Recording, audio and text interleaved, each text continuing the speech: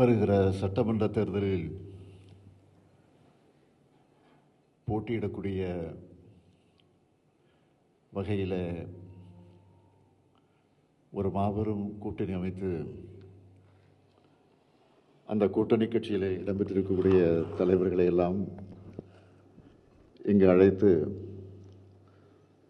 ஒரு சிறிய அளவில் ஒரு கலந்துரையாடல் கூட்டம் போல இது ஏற்பாடு செய்யப்பட்டிருக்கிறது. அப்படி ஏற்பாடு செய்யப்பட்டிருக்கக்கூடிய இந்த கூட்டத்தில் கலந்து கொண்டிருக்கக்கூடிய உங்களை எல்லாம் திராவிட முன்னேற்றக் கழகத்தின் சார்பில்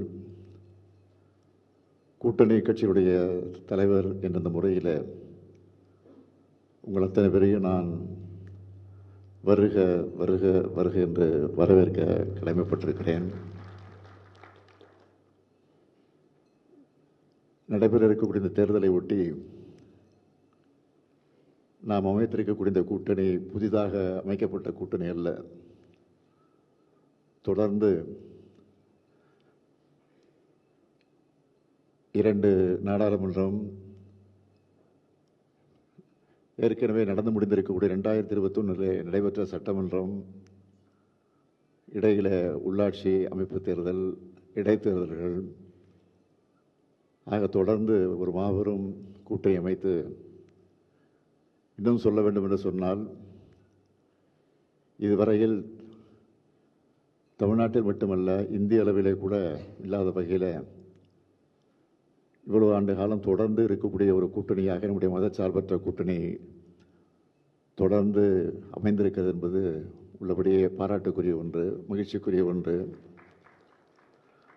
ஆக அப்படிப்பட்ட அந்த கூட்டணியை, மதச்சார்பற்ற இந்த கூட்டணியை 2026ஆம் ஆண்டு, இந்த ஆண்டு சட்டமன்ற தேர்தல்களும் இது தொடர்கிறது.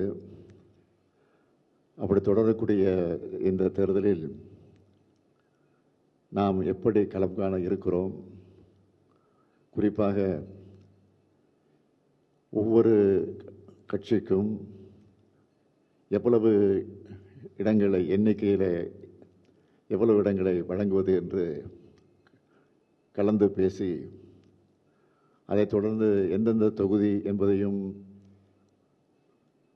அது குறித்தும் கலந்து பேசி அந்த முடிவு எட்டியதற்கு பின்னால் இந்த கூட்டம் நடைபெறுகிறது. இந்த கலந்துரையாடல் கூட்டத்தை ஏற்பாடு செய்திருக்கிறோம். எல்லாவற்றையும் மறந்து இந்த கூட்டணியை நாம் அமைத்திருக்கிறோம். ஏற்கனவே இருந்த கூட்டணியை விட இப்பொழுது இன்னும் சில கட்சிகள் சேர்ந்திருக்கிறது என்பது உங்களுக்கு தெரியும்.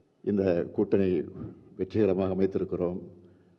ஆக அப்படி அமைத்திருக்கக்கூடிய இந்த கூட்டணி கட்சியினுடைய தலைவர்கள் எங்களுடைய அழைப்பை ஏற்று வந்தமைக்கு நான் மீண்டும் ஒரு முறை என்னுடைய இதயபூர்வமான நன்றியை தெரிவித்து என் உரையை நிறைவு செய்கிறேன். நன்றி, வணக்கம்.